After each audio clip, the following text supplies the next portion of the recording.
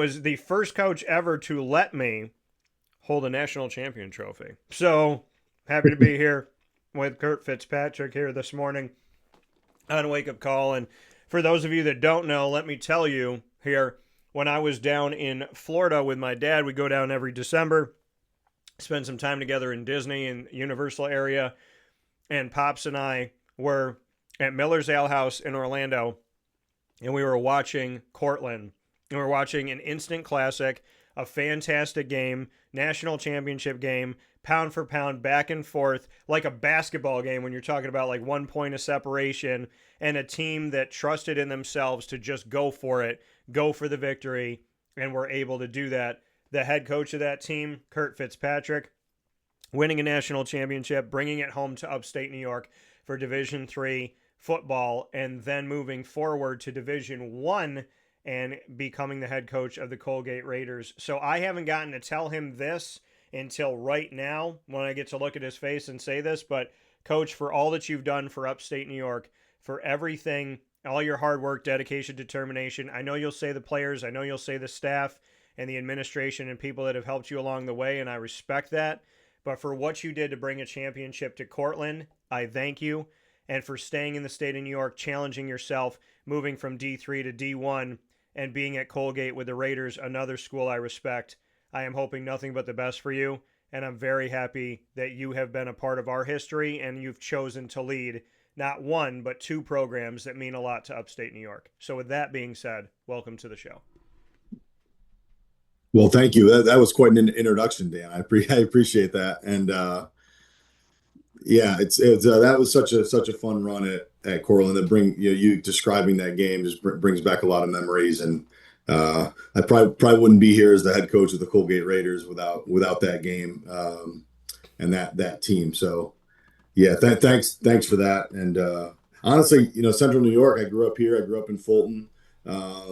I'm a Section 3 guy and a product of Section 3 football, and all the players that I've had the chance to recruit, coaches I've had a chance to work with from Central New York. I'm a product of all that. So, I'm thrilled to be leading a program with the history and tradition of Colgate. This upcoming fall will be Colgate's 136th football team, started in 1890. And so it's really cool to lead two programs that have had over 100 years of history and tradition with Cortland and now Colgate, and excited to be here. Yeah, and happy to have you here on Wake Up Call with Dan Tortora inside the Great Lakes Honda City Studios. You and I haven't gotten to talk about this, but hindsight 2020, you've had time to think about it. You win the national championship with Cortland. Bring me into how Colgate came about and what ultimately made you feel like this was the right decision. How Colgate came about. I mean, we won the national championship in 2023, and then 2024 was the next year at Cortland. We had a 10-0 regular season, and we're heading into the playoffs. And that was right about the time that Colgate decided to make a change with the football leadership, and I was immediately interested. Colgate's a program that as a Central New Yorker, you hear about Colgate. I remember being in college and watching Colgate play for the 2003 national championship. I was at home on break from school, and we were up in Oswego. My buddies and I were, probably doing something we shouldn't have up at Oswego, having fun with our friends. And that game was on in the bar, and we were watching that game in 2003, and like just the history and tradition of Colgate. So when the job came open, I was, immediately interested, and there was mutual interest. And, this is a place that I've revered for a long time, and I'm honored to be the head coach here. And like the way I've always seen Colgate, remember Colgate, the team's coached by Dick Biddle primarily, is like my first memory of Colgate, and just the toughness and the physicality and, the elite blend of academics and athletics. And that's what we say here at Colgate in recruiting is you don't have to sacrifice one of the best degrees in the country, an elite degree. You don't have to sacrifice that to play elite football. You also don't have to sacrifice playing elite football to get an elite degree. You can do both at a place like Colgate, and that's what makes this place special. Yeah, and there's so many things that you said there about Colgate, and I definitely want to lean into a lot of them. I want to say this, though, about Cortland one more time and the moving into Colgate and what you've done here. When we go back and look at your 4-year run as head coach of the Colgate Red Dragons, a record that you left the Cortland team, the record that you left with 45-5 being there, which is insane. National championship in 2023, National Coach of the Year honors, and 4 consecutive Empire 8 titles. And then you come in, you get named the head coach of Colgate in December 2024. Your first season is last season in 2025. And the team was 5-7 overall, 3-4 in the Patriot League. But in your first season, you broke the passing touchdown record in a season for Colgate with 29.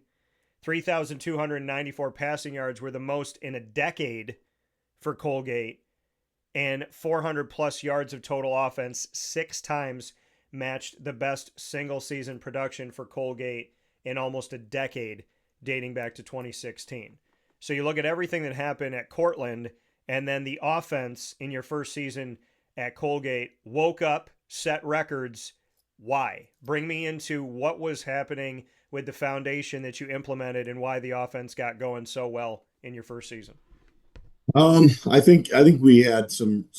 I mean, we're always going to give credit to the players. I think when you have a guy, I'm sure we'll talk about Treyvhon Saunders, who you saw at Syracuse's pro day. Yep. You got players like that. Makes it. Those are fun guys to coach. And I just think we had some players that were hungry to open the offense up a bit and throw the ball around and have some fun. And that's kind of the ethos of how we want to play offense. We want to play a style that the players have fun playing. It helps you recruit and attract guys that like to make big plays and block with physicality and all that stuff. So, it's not that we were necessarily trying to set offensive records or anything like that. Just kind of how it fell. And, when you got some playmakers, it certainly helps. And then we got a long way to go. We just had our first spring practice on Tuesday night and have our second one here tomorrow evening. And then, we got a lot that we're hungry to keep getting better. And I hope we can jump on this call a year from now and, recite more those same records being broken again, and some on the defensive side of the ball too. I think we've got a lot of work to do to continue to build our program at Colgate, but what a great setting and university to build something special. So we're excited to get back at it this spring and keep rolling. Yeah, and you keep talking about the history of Colgate University, and not only playing for a team that's had this 136th year, I believe you said, of the football program, but to have the history of the school itself, to challenge yourself on the football field as well as challenging yourself in the classroom. Just to speak to the student athlete, the caliber, when you're out there recruiting, just what you're looking for when it comes to getting an education at Colgate and being a high quality athlete as well, just kind of the ethos of Colgate, to go a little bit deeper into what you've mentioned. Yeah, I think, it's a little different recruiting here, because I think to be a prospect at Colgate, to be someone that succeeds at Colgate, you can't shy away from a challenge. And certainly, every level you're looking for football players that want to be challenged on the field. But, if you're looking to skate by academically and just play football, Colgate's not the place for you. You need to be a person that kind of relishes being challenged. Yeah. There's no online classes. Like, you're in class. We're a university with a little over 3,000 students. So, it's a 9-to-1 student to faculty ratio. You're in a small class. There's nowhere to hide.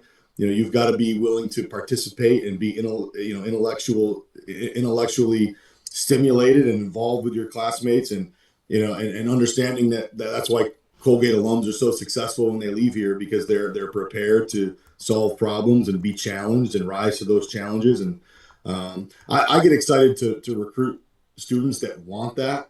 I think we have, in the Patriot League at Colgate, we have a unique, in this day and age in college football, there are a subset of people that do value being challenged in the classroom as well as on the football field. I think, that we have kind of a unique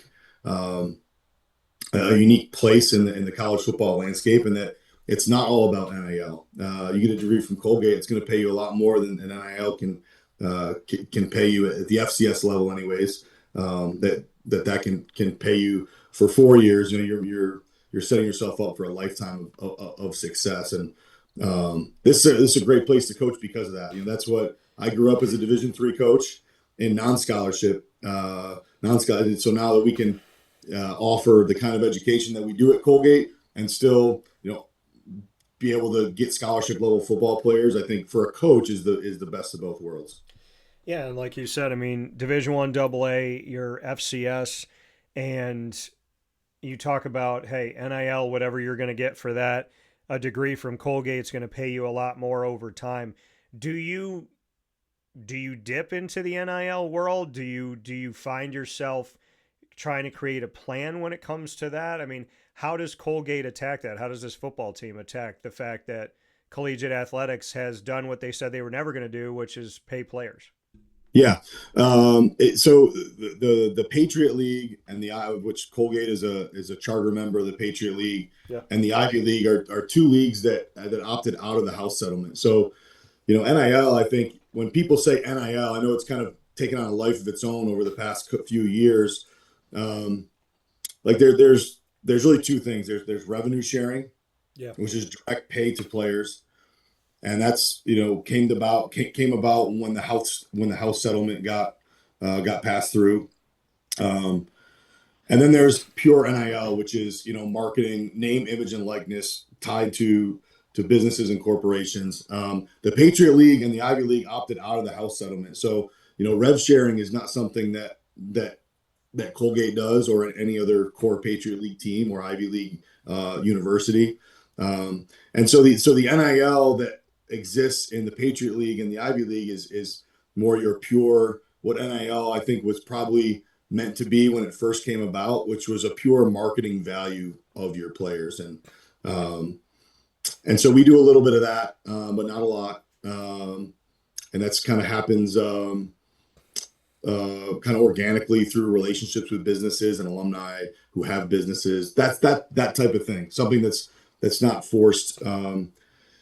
And I think for us, and what we talk as a staff about, and what I think we have to create a value about what being a Colgate alum is. I think, you know, there's a value to that, and realizing that to one young man and their family, it might be worth something else, and to someone else, it might not be worth as much. But there's definitely a value of being a Colgate alum. It's not what we can pay you now; it's what you can make down the road. And that's where we have to continue to communicate the value of being at Colgate beyond the short term. And we need to talk about the long-term value of being a Colgate Raider. Yeah, no, and I can appreciate that and respect that, because college is supposed to be the bridge, right? I live with my parents or my guardians. I'm in the real world. That bridge in between is when you're kind of in the real world, but not completely. And we still have to preserve the sanctity of what college is supposed to be. Do you believe at Colgate that you get to still be that bridge and preserve the sanctity and to help grow these young men from being at home and being in the protective bubble to being in the real world? Do you believe at Colgate we can preserve that, and you have preserved that? Yeah, I think there is still elements of you know, the purity of being a college student athlete. I think the elite blend of academics and athletics still exists at a place like Colgate. All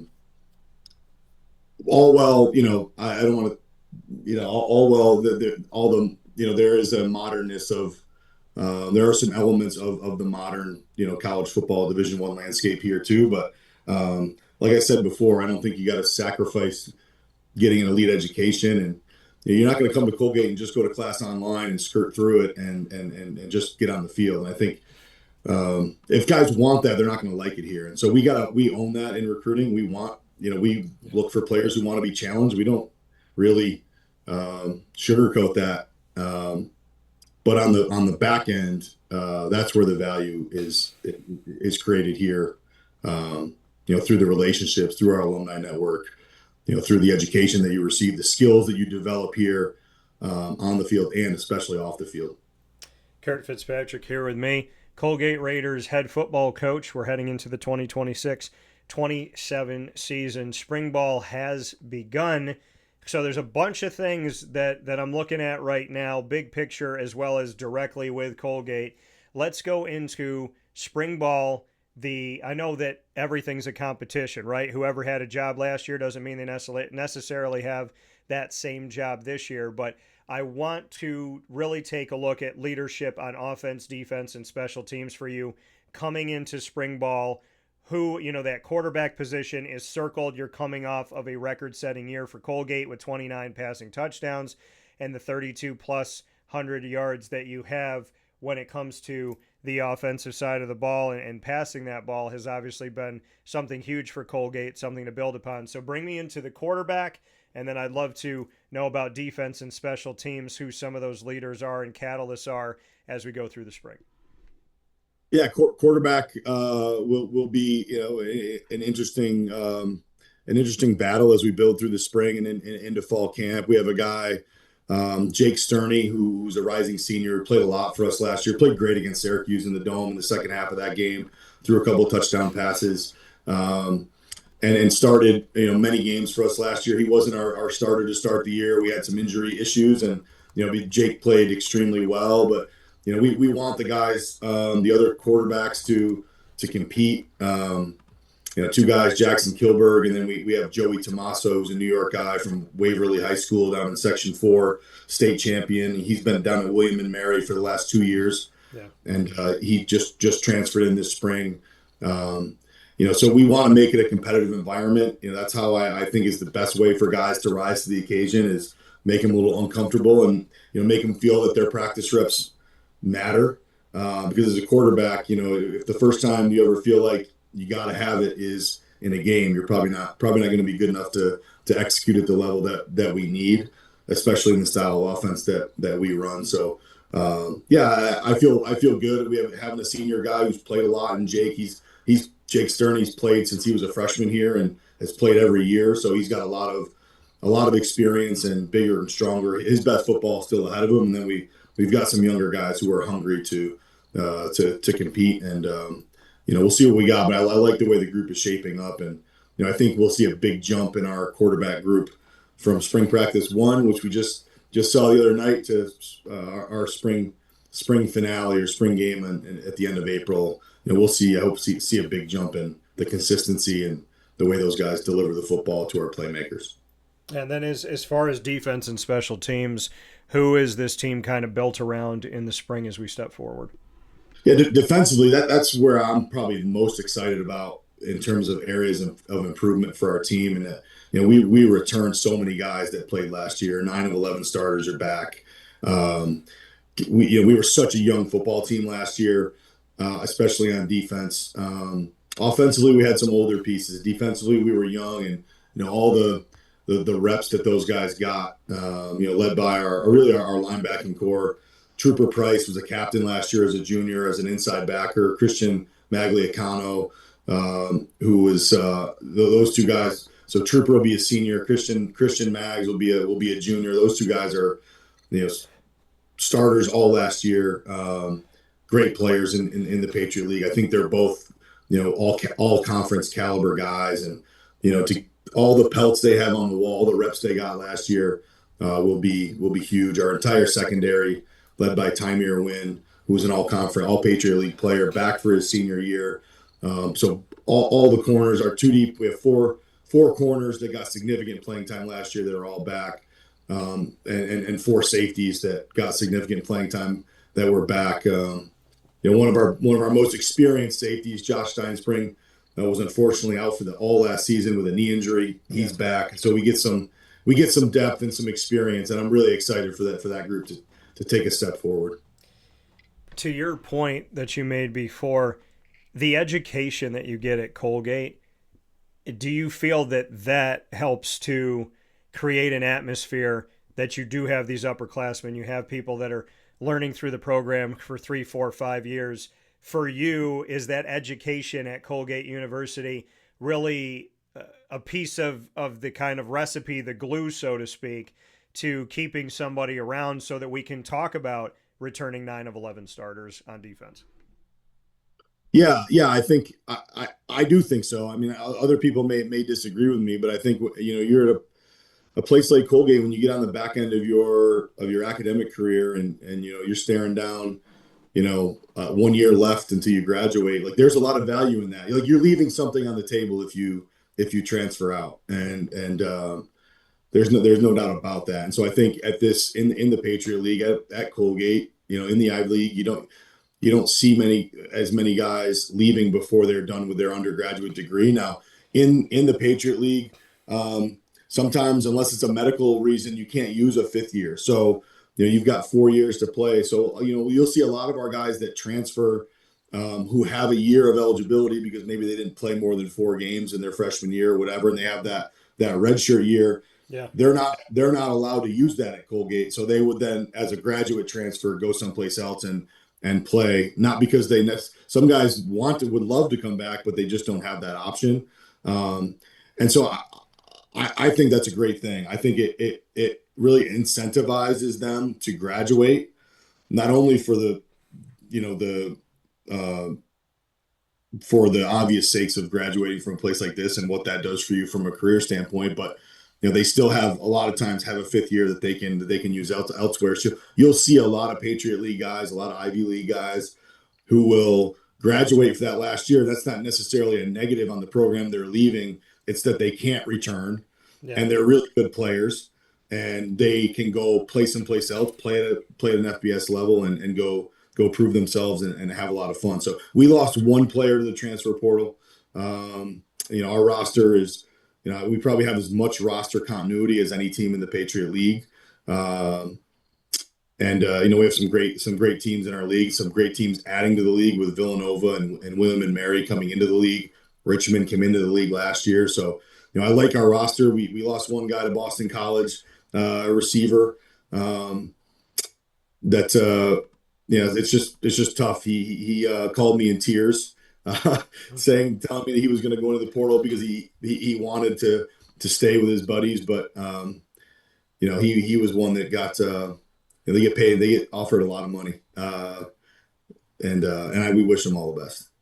Yeah, like you said, I mean, you lost one player, which is a massive win in today's world of NIL and the transfer portal. Curt Fitzpatrick, the head coach of the Colgate Raiders football program, here on Wake Up Call with Dan Tortora inside the Great Lakes Honda City Studios. You made mention of these teams. Richmond joined last year to the Patriot League. Villanova, William and Mary joining here in 2026, which brings us to 10 members in the Patriot League. For those of you playing the home game, Lehigh, Lafayette, Holy Cross, Georgetown, Bucknell, Fordham, and of course Colgate, the other teams making up this 10 that now has Richmond of last year, William and Mary, and Villanova coming into this season. You're going to face off against the two newcomers in William and Mary as well as Villanova. And of course, you have Richmond on the schedule 3 days after my birthday on October 24th. So I'd love to get your take on what the Patriot League looks like, the level of competition, and the expansiveness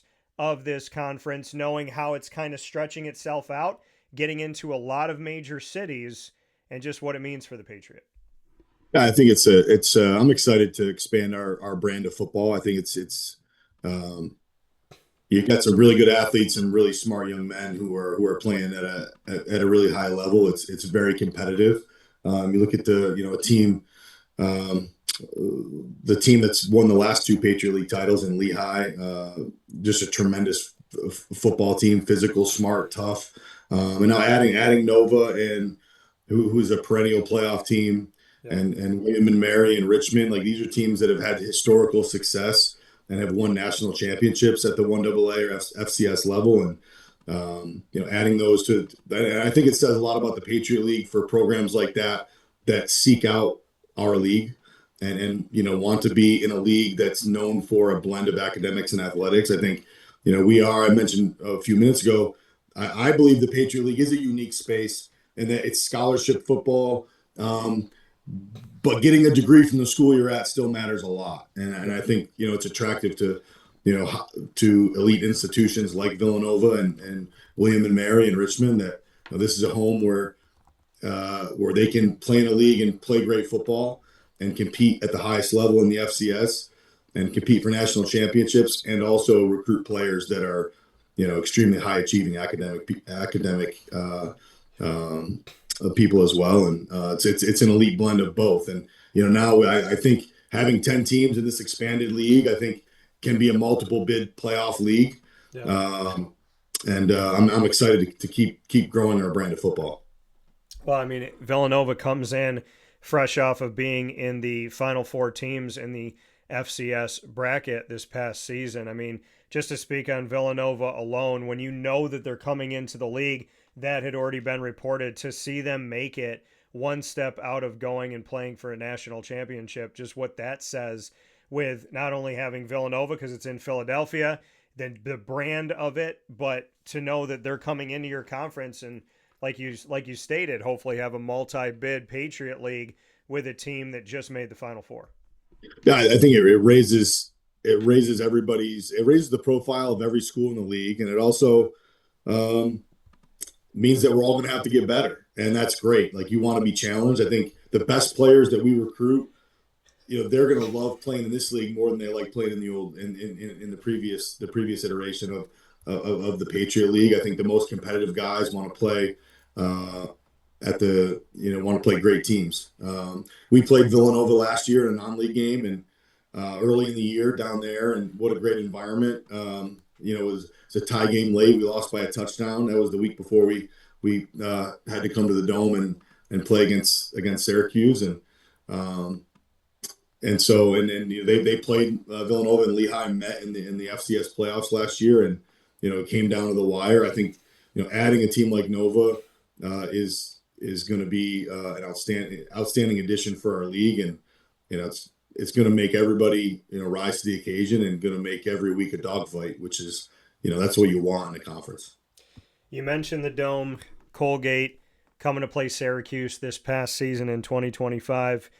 And it's been just cemented into my brain, into my forehead, that I can do this sitting here in the studio and tell you 11 catches, 105 yards for Treyvhon Saunders, because I can't forget that in the Dome. The man who I got to see a little over a week ago at Syracuse Pro Day, I'm watching him and I'm watching Damon Barnes, the DB from Cornell, and the fact that they've gone up against each other. And watching Treyvhon, I saw him, and I'm just tracking people's 40s, and I'm shooting video of the 40s. I will tell you this, Curt. I've shot a lot of videos and been to pro days and whatnot. I don't think that I've ever had a 40-yard dash followed, reposted, shared on just one outlet, on X, the former Twitter, as much as Treyvhon Saunders. As many people that watch that support it, that got it out there, that wanted to share this news out there, which hopefully got to a lot of NFL scouts. The man ran in such a way that made me stop and go, who's that guy again? Because they weren't wearing their numbers. He just had a little Colgate on his shorts. And so, him and Damon were running toward the end of like how they had the rotation going. But I'd love to get your thoughts on Treyvhon Saunders and the work that he's done, the person he is on and off the field, because I would be lying if I told you that he didn't make me turn my head at Syracuse Pro Day. Yeah, Trey is an elite person, on the field, off the field, outstanding young man, terrific student, has his priorities right. He's a coach's dream, and I think maybe the most proud when you look at the numbers from the pro day, and you see all those numbers, and he put up numbers. And I think if he was at the NFL Combine in Indianapolis, he would have looked just like all the other receivers there. To know, though, that he's putting up those numbers after having a season-ending injury on the first offensive play of our sixth game against Richmond, in which he had an injury that was obvious to everybody in the stadium when he got injured, that he wouldn't be playing the rest of the season.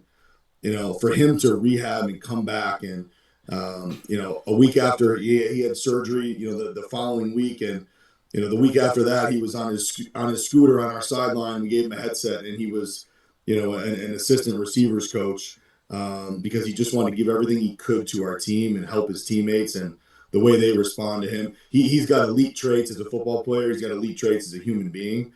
I have no doubt just knowing Trey and knowing who he is as a player, knowing the minute he gets, whether he gets drafted or signs with an NFL team, those quarterbacks, whatever team he goes to, are going to love him and love how he plays and the consistency that he plays with.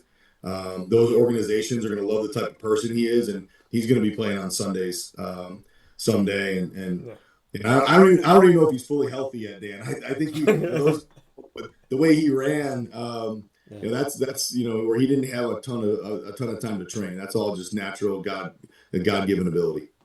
No, I mean, looking at everything, up to this point at the FCS showcase, the Vikings, the Titans, Dolphins, Cardinals, Eagles, Browns, Saints, Niners, Jets, Broncos, and Ravens were there. Almost the entire NFL was at Syracuse Pro Day with their scouts. And as of this morning, as I'm looking at this, from my video that was shared through my business, as well as another company, the League Winners, that shared it, over 70,000 people on X alone saw Treyvhon run his 40-yard dash. And I'm watching it right now. It looked like I did the video and I sped it up. It looked like I did something to the video. I was like, I didn't touch this video. I'm just sitting, and I did while I was filming. I'm like, who the hell? And because it was he started and he was done. And for you to tell me he comes off of a season-ending injury, he may not even be fully 100%. If this is not 100%, then the NFL is getting something great at 100%. What do you want to say to NFL scouts? I mean, most of them have seen him, if not all of them have seen them. If they're watching right now, you're his head coach. What do you want to tell them that you haven't said already? Well, what they'll learn with whoever drafts him or signs him is that the best part of Trey is not what you can see at Pro Day, not what you can see on tape. It's how he operates every day, how he is as a teammate, how serious he takes football. I mean, this young man, when I first got hired here at Colgate, a year ago, I mean, he was up in our office and he had learned everything meticulous. He is meticulous with his note taking, his preparation, the way he communicates, the way he sees the field. We give our receivers a lot of freedom within our offense to change their angle, adjust their route based on the looks they see. I mean, he sees the field like a quarterback. He's as quarterback friendly as any player I've ever coached. And he's got elite hands. His yak ability after the catch, he's very sudden. He can do a lot of things really well, and he's a great teammate to boot. So, all the tangibles are obviously jump off the chart. You can see that at Pro Day with some of the numbers. You can get on PFF and watch his highlight tape and see all the great plays that he made in those 5 games. To have 50 catches for 700 yards and 8 touchdowns in 5 games is incredible. Yeah. I think he would have had a chance to break the FCS record had he been healthy for all 12. He's a special player, but a special person beyond that. And he's, I'm going to have a Trey Saunders jersey in my office at some point in the next year, because this kid's going to be special. Yeah. And I'm going to be talking with him tomorrow on the show, so I'm going to be asking for a jersey as well, Coach. But we look at the broad jump, 9 feet 10 inches. This is at Pro Day for Syracuse. Vertical, 38 inches. The 40-yard dash, 4.40. 20-yard shuttle, 4.29. Or pardon me, 20-yard shuttle, 4.29, and the 3-cone, 7. I mean, and then you just look at his body. I mean, the man looks like he was chiseled out of a rock. I mean, has he surprised you, like, even after this season and after everything he did for Colgate, when you saw him at Pro Day and you see his body and you see his numbers and everything, is he still surprising you as his head coach? I'm not surprised that he's exceeding expectations, because that's just who he is. Everything he does it in an elite way. He eliminates a lot of distractions from his life. I mean, he's an econ major at Colgate, which is an extremely difficult major. He carries 3.5 plus GPA. Everything he does, he does it at an elite level, and so I'm not surprised to see him doing what he's doing throughout in the process now. And I know that he's just excited to be on a team, and he's gonna impress everyone that he comes across. So I'm not surprised that he's going above and beyond what other people expect of him, but I know he has very high expectations for himself. And that's probably the most important thing. Curt Fitzpatrick, Colgate Raiders head football coach here on Wake Up Call with Dan Tortora inside the Great Lakes Honda City Studios. Coach, you never get to do this anywhere else that I know of, but you get to ask the questions here on Wake Up Call and Rapid Fire. We've done it before. It's crazy to believe that the last time that we were sitting down together, there was this national championship trophy sitting next to us. I would love for you to have another one sitting next to you, and that being for in the FCS with the Colgate Raiders. So you get to ask me some questions. We'll go back and forth one for one here. What's your first question? Any topic, anything you want. What's your question? Who's your favorite Syracuse football player of all time?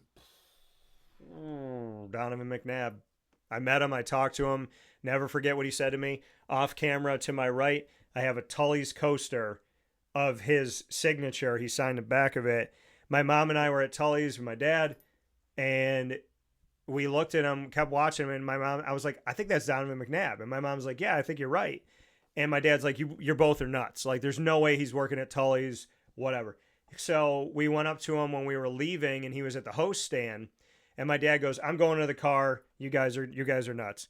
And my mom's like, excuse me, are you Donovan McNabb? And he looked around, and he nodded his head. She's like, oh my God, my son loves you. He signed the coaster. Long story short, I'll never forget what he said to me. And I carried it into the draft, and ever since. He leaned down and whispered in my ear and my mom's ear at the same time. He said, I know I'm not anything right now, but just watch. I might be somebody someday. And I will never, ever forget that. So McNabb. He was right about that. Yeah. So McNabb all day. My question to you, if you ever fanned or geeked out over someone or something, what was the thing that kind of gave you jitters when you met somebody or you got to do something that made you feel like, oh my gosh, I'm nervous? So I'm a Dolphin. I'm a Miami Dolphins fan since I was a child. Dan Marino is my.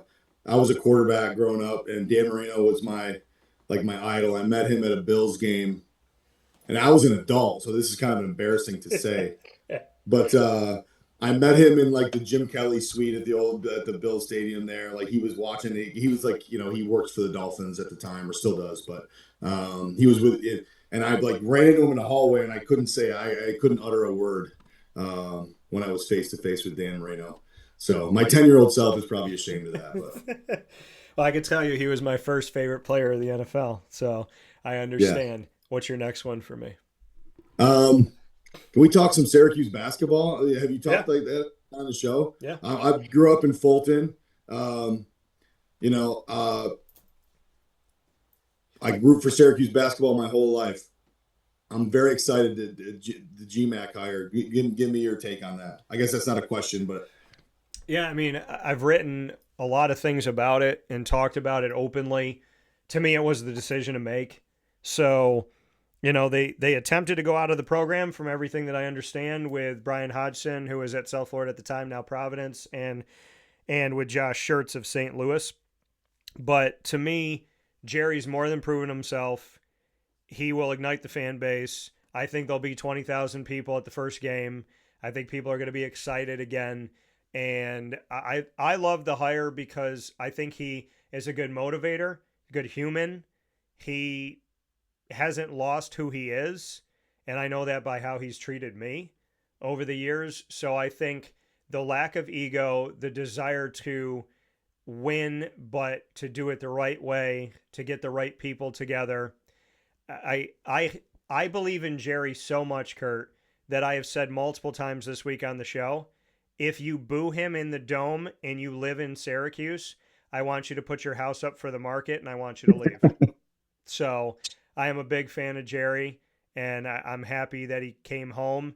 I had said repeatedly, if Syracuse missed him twice, I don't even know how they could bounce back from that.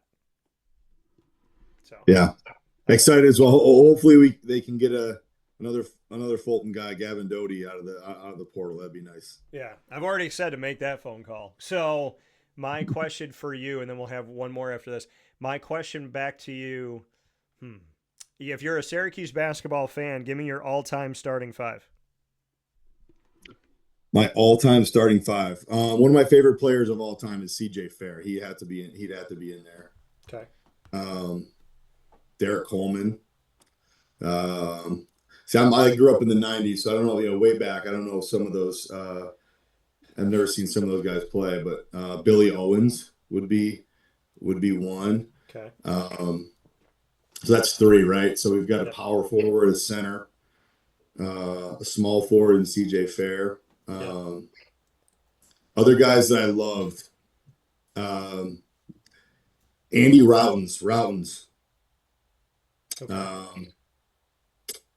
And man, point guard. Wait, let's throw Lawrence Moten in there. Okay. He can handle the ball. Okay.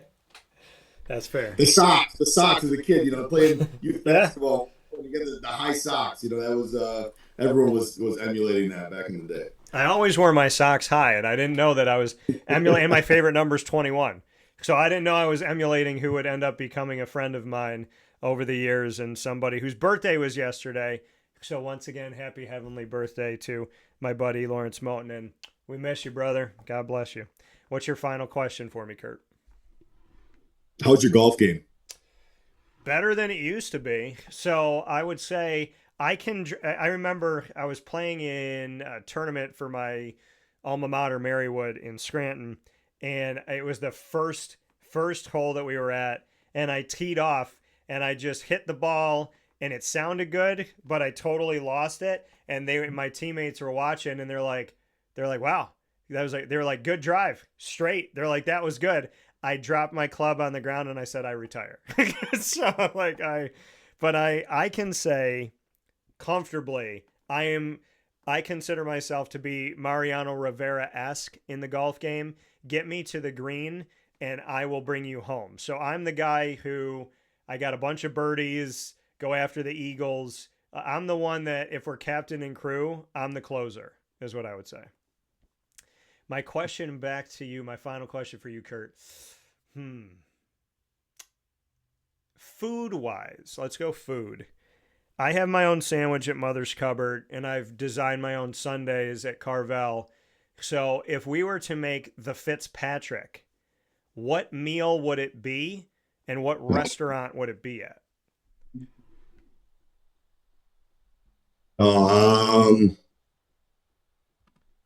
That's a great question.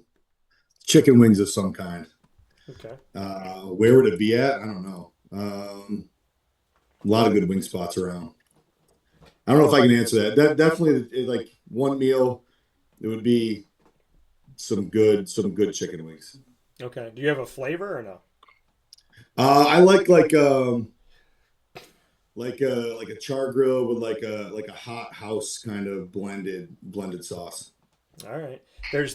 I do Daytona smoked down in the South in Florida. You got to try those based off of what you said. So Curt Fitzpatrick here with us. We appreciate you. Thanks for spending some expanded time talking about a lot of things and just talking about the brand of Colgate Raiders football as we step forward in 2026-27.